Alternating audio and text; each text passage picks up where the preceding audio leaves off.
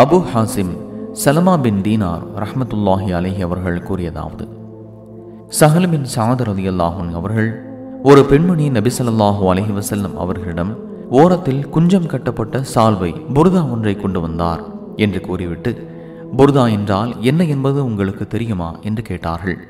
அங்கிருந்தோர் ஆம், புர்தா என்பது சால்வைதானே என்றனர். சஹல் ரலியல்லாஹு அன்ஹு அவர்கள் ஆம் என கூறிவிட்டு தொடர்ந்தார்கள்.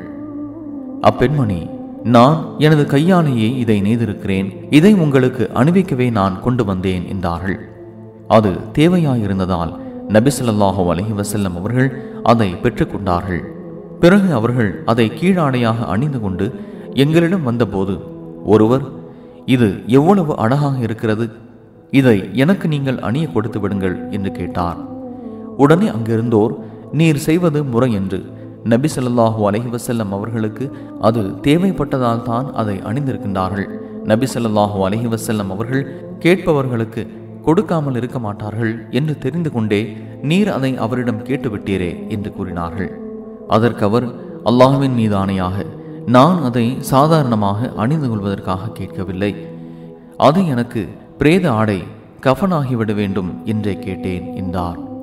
பின்பு அது அவருக்கு கஃனாகவே ஆகிவிட்டது என்று சஹல் ரலியல்லாஹு அன்ஹு அவர்கள் கூறினார்கள். சஹீஹுல் புகாரி 1277.